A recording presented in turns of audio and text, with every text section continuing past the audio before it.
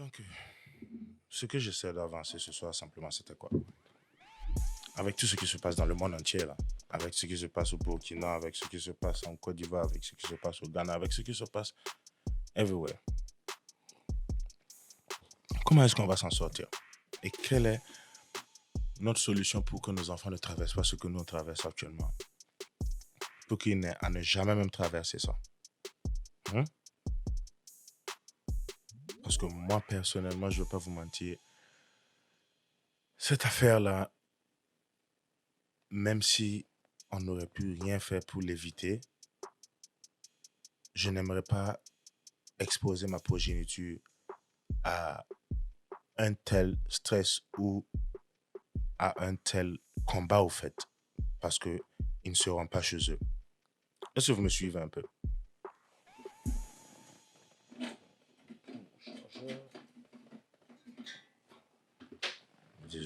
Désolé, il faut que je branche le chargeur avant que ça ne se décharge. Donc ce que je disais, c'est quoi? Je n'aimerais jamais au grand jamais avoir à penser que parce que je n'ai pas assez posé au Burkina ou parce que le Burkina n'a pas assez d'opportunités à offrir à ma progéniture, ils auront à venir aux États-Unis ou quel que soit le pays à la mode en ce moment pour chercher leur pain quotidien ou pour chercher au moins à découvrir l'horizon. Parce que beaucoup d'entre nous, on n'est pas juste là uniquement parce qu'on n'avait pas à manger à la maison, mais il n'y avait aucune opportunité aussi pour réellement découvrir ce qu'il y a à l'horizon pour toi. C'est l'une des raisons pour lesquelles en Afrique, beaucoup de gens se marient très tôt. Parce qu'à un certain âge, il n'y a plus rien à découvrir. Tout ce que tu as à faire, c'est boulot, maison. Donc, à un certain temps, tu n'as plus de vie. Donc, si tu es marié et que tu fais des enfants, ça t'offre une certaine variété dans ta vie, ça te donne un nouvel horizon. Mais aux États-Unis ou quel que soit le pays où tu es, qui est hors du continent africain, tu as été exposé à différentes expériences. Tu as été exposé à différentes opportunités. Tu as été exposé à multiples mondes que tu n'aurais jamais vus si tu étais resté chez toi en Afrique. Donc, ces expériences, ces différents mondes et ces différentes vues-là t'ont permis d'avoir une différente organisation de ta vie. Ils t'ont permis de découvrir encore qu'est-ce que tu peux apporter à ce monde-là, plus que ce que tu savais venant d'Afrique. Donc, nul ne peut rejeter les bienfaits de l'extérieur quand tu quittes de chez toi. À un certain niveau même, je me dirais que c'est nécessaire pour la majorité des jeunes d'aujourd'hui de quitter leur pays pour un certain temps, quitter papa et maman pour un certain temps, ou juste quitter ton pays pour un certain temps, évoluer indépendamment, solitairement, pour un juste petit bout de temps, et tu repars chez toi pour participer au développement de ta nation. Personnellement, je me dis que c'est un bon rite de passage. Mais personnellement, je me dis que c'est un bon rite de passage. Mais maintenant, au-delà de ce rite de passage, au-delà de ces avantages-là, qu'est-ce que réellement on va rapporter au pays? Parce que beaucoup d'entre nous, on vient ici, on devient vieux, on rentre au pays à 60 ans, 80 ans. Tout ce qu'on a, c'est juste nos histoires. On part se caler au maquis, on ne fait que raconter notre vie aux enfants. Ah, petit, toi, tu veux partir à Paris? Moi, j'étais à New York. J'étais à New York. À mon temps, là, tu devais monter sur les Barbie. Quand tu montes sur le Barbie, tu pars à la plage. Quel que soit ce que tu vas raconter comme maître quand tu seras vieux, ça sera juste des histoires. Et on en a marre de ces histoires-là en Afrique. Ces histoires-là n'ont jamais aidé l'Afrique à avancer. Donc, pendant qu'on est jeune, pendant qu'on offre notre jeunesse et notre sang chaud là, à l'extérieur, et que Dieu nous a offert cette pause-là, mondialement, collectivement, je me dis qu'on doit réellement réfléchir 2 fois quand cette pause-là va reprendre. Je me dis qu'on doit réfléchir 2 fois après cette pause-là pour repartir dans nos activités comme si de rien ne s'est passé. Beaucoup d'entre nous, même si je connais déjà de multiples Africains qui investissent déjà en Afrique, beaucoup d'entre nous doivent réellement réfléchir maintenant à ce qu'on investit en Afrique. Parce que juste parce que tu construis ou tu payes une parcelle, chose qui est très respectable et très honorable, ne veut pas dire que tu investis en Afrique. Parce que des locations, l'immobilier, c'est l'investissement du riche. Et si pendant que tu es jeune, tu mets toutes tes économies à construire juste une maison pour ta retraite, même si c'est très honorable et respectable, je me dis que ça n'avantage que toi seul. Pourtant, on a un niveau maintenant où on s'est rendu compte que nous rien qu'en ordre, zone tissé quoi. Nous rien qu'en ordre, zone tissé qui. What I'm just trying to say is, un bout de doigt ne va jamais ramasser assez de farine à lui seul. Mais quand tu mets plusieurs doigts ensemble, tu arrives à réellement amener une bonne bouchée vers ta main ou vers ta bouche, quel que soit ce que vous dites. Mais c'est ce que j'essaie de dire. Ensemble, la force est toujours plus que toi seul. Et personnellement, je suis très intrigué de voir ce que nous, on va faire quand cette affaire de Corona va passer. Repartirons-nous juste avec la vie normale comme si de rien ne s'est passé, en continuant à penser que l'Afrique va avancer d'elle-même?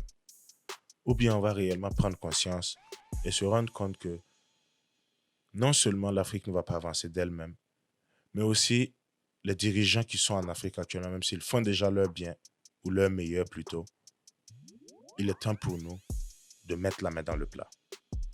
Il est temps pour nous de s'éduquer politiquement, il est temps pour nous de s'éduquer civiquement et mettre la main dans le plat, mettre les pieds dans la danse. Il est temps pour nous de s'introduire dans le devenir de notre Afrique. Parce que juste faire ton show en boîte et puis rentrer dormir la nuit ne va jamais changer le lendemain de l'Afrique. Tu vas juste faire partie de ces vieux cons là dans 50 ans, 30 ans.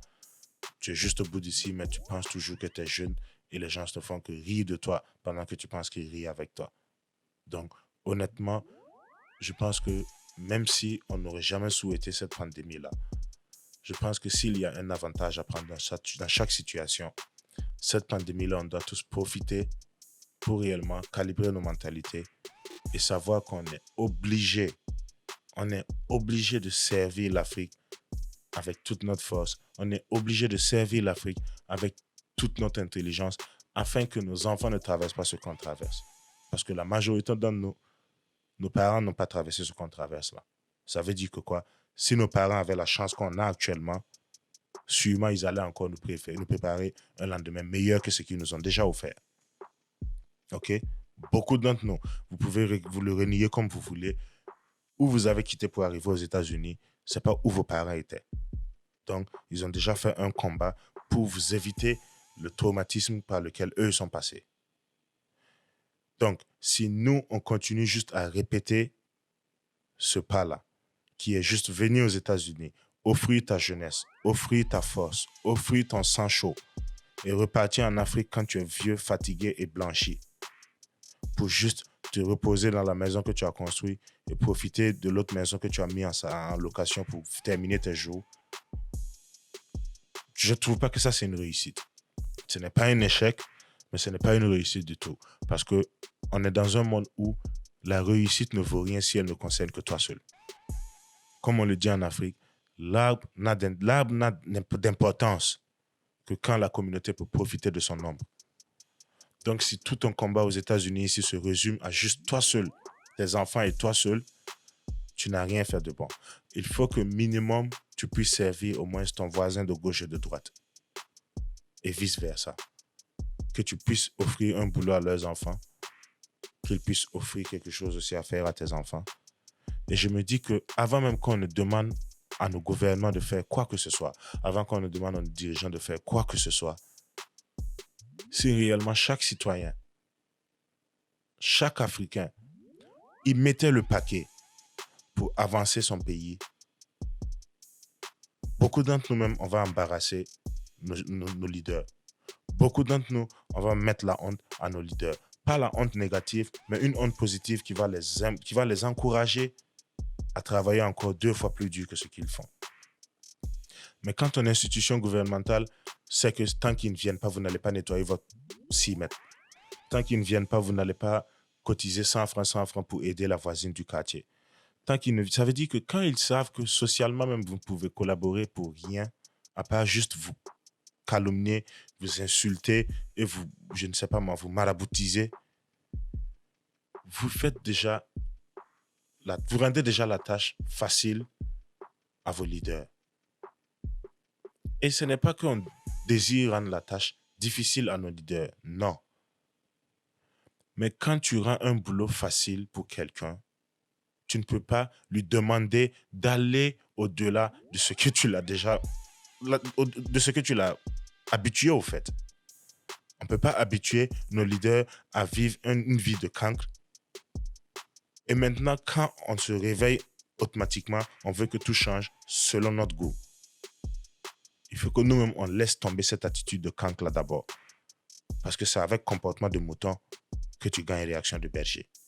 Si le citoyen africain se comporte différemment, prend soin de sa nation, de sa terre, de son voisin d'une manière différente, vous allez voir que les choses vont déjà prendre une autre allure. Le changement n'est jamais immédiat. Mais il faut que l'Africain apprenne à créer un changement que maybe il ne va pas en profiter. Il faut que le citoyen africain apprenne à créer un changement, je le répète, que maybe il ne va pas en profiter. Si on apprend que on va peut-être planter ou semer plutôt les graines d'un arbre qu'on ne va pas en profiter de ses semences, vous verrez que la mentalité va changer. Ce que je veux dire simplement, c'est quoi? En Afrique, on n'a pas cette patience-là de poser un plan, mourir et laisser nos petits-enfants profiter des fruits de ce plan-là. Ça veut dire que si on ne va pas voir le résultat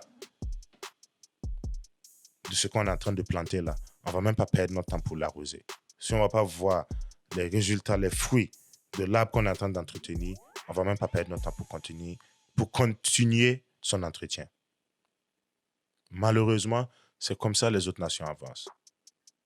C'est comme ça les autres nations avancent, comme la France, basically l'Europe, l'Amérique, la Chine, l'Australie. Tout le monde, dans le monde entier avance avec cette technique-là. Ce qui veut dire que quoi? Ils vont poser un plan de 100 ans et maintenant ils vont make sure que leurs enfants follow le plan, les enfants de leurs enfants follow le plan. Et hors de nulle part, vous voyez une nation qui vient bousculer la place des États-Unis au premier rang mondial économique. Et vous vous demandez d'où ils sont venus, comme si ça a commencé hier. Pendant que non, ça a été préparé pendant une longue lignée de temps.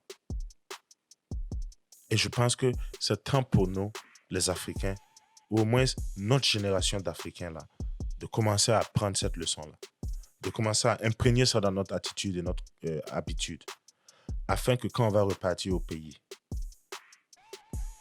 qu'on apporte ça là-bas aussi, qu'on partage cette connaissance-là aussi, afin que quand on va rentrer au pays, qu'on ne rapporte pas juste des commentaires de «Oh, quand j'étais au Gelée Blanc, là, les étages, là, les chorobitements, là, oh, non, non. Il ne faut pas juste qu'on rentre au pays pour parler de Louis Vuitton et Gucci. Il faut que réellement on rentre au pays pour que chez nous aussi va devenir Gucci. Ça, c'est mon humble avis. Parce que personnellement, si quelqu'un m'avait dit que le monde pouvait tourner à cette allure-là en un rien de temps, j'allais dire que c'est faux. Mais le corona est venu exposer les faiblesses de beaucoup de systèmes gouvernementaux dans le monde. Beaucoup de systèmes gouvernementaux dans le monde. Le corona est venu exposer la faiblesse de beaucoup de gouvernements dans ce monde-là. Et on n'a pas besoin de pointer le doigt vers qui que ce soit, mais nous, les citoyens, vu que c'est nous, on décide de nos leaders, vu que c'est nous, on décide de notre devenir, je pense que il est temps pour nous, surtout nos citoyens africains, de faire mieux. C'est pas la peine de casser les choses. C'est pas la peine d'être violent. C'est le temps pour nous de se rendre compte que tous ces biens publics-là, c'est notre argent, c'est l'argent de nos impôts qui ont payé ça. Donc, ça ne sert pas de détruire nos biens publics. Mais c'est temps pour nous de devenir des biens publics. Honnêtement, c'est temps pour le citoyen africain de devenir un bien public à sa nation. Tu n'es pas obligé de laisser, on va t'exploiter. Tu n'es pas obligé de devenir un esclave. Mais tu es obligé de servir à l'Afrique. Tu es obligé d'aider l'Afrique à changer. Tu es obligé d'apporter ta part de construction pour l'élévation de l'Afrique. Et venant de mon humble avis, je pense que la solution vient d'une collaboration nécessaire. On est tous obligés de se mettre la main dans la main. Et il faut qu'on apprenne aussi que le climatiseur de ton voisin n'est pas plus froid que chez toi. La glace de ton voisin, là, ça ne va pas rafraîchir son eau plus que pour toi.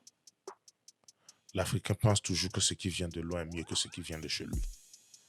L'Africain pense toujours que c'est ailleurs qu'il va trouver son succès.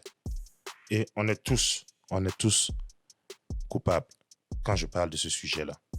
Parce que je suis assis où actuellement? Je suis assis à New York. Même si j'ai eu mes avantages, même si j'ai eu ce que je suis venu chercher, on est tous appelés à ramener quelque chose en Afrique pendant qu'il est temps. Je le répète toujours parce que c'est pas quand tu es vieux tu vas aider l'Afrique à avancer. Parce que quand tu es vieux, tu vas ramener des solutions pour des problèmes qui ne sont pas contemporains. Tu vas ramener des solutions pour des problèmes qui ne sont pas les problèmes de la génération courante. Donc, il est temps pour nous, dès maintenant, de décider collectivement de soutenir l'Afrique avec tout ce qu'on a. Et soutenir l'Afrique ne veut pas juste dire prends tout ce que tu as et pas jeter en Afrique dans les mains de qui que ce soit. Non. Mais collectivement, on peut tous trouver une solution. Collectivement, on peut tous trouver une solution. C'est mon premier épisode de l'année. Je vais essayer de foncer avec peut-être 2-3 épisodes chaque semaine. Donc, j'espère que je ne vous ai pas trop ennuyé pour ce soir. Je ne vous ai pas trop tiré dans mes documents ou dans mes dossiers de discussion.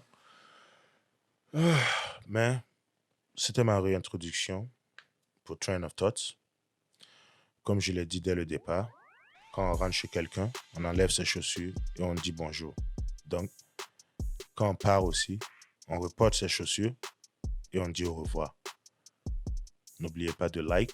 N'oubliez pas de subscribe à ma page YouTube, Facebook ou quoi que ce soit. Quelle que soit la plateforme où vous voyez cette vidéo, où vous entendez cet épisode-là. Subscribez-vous ou subscribez-vous. Si ça vous a plu, il faut liker. Et au-delà de ça encore, si ça vous a bien plu, il faut share pour que j'ai l'avis de plus d'une, 2, 3 personnes. Et collectivement, on va diriger cette émission-là pour que ça aille où on veut que ça aille. Mais moi, en tout cas, je vais le faire chaque jour, chaque soir. Comme je le dis, comme je l'ai promis sur cet épisode, je mettrai le paquet pour vous donner au moins 3 épisodes par semaine. Parce que c'est quoi je fais? Le carême est fini. Il n'y a pas de boulot. Moi, la plupart de mes boulots, maintenant, je peux juste le faire de ma maison, étant sur mon ordi. Donc, je vous promets 3 épisodes par semaine. Si vous avez des idées pour des thèmes à discuter, vous me balancez ça aussi. Et si vous avez envie que je fonce en live sur Facebook ou Instagram pour qu'on puisse enregistrer l'épisode ensemble, vous me laissez savoir. Et on se retrouve à la prochaine. Prenez soin de vous. Bada boum, bada bang.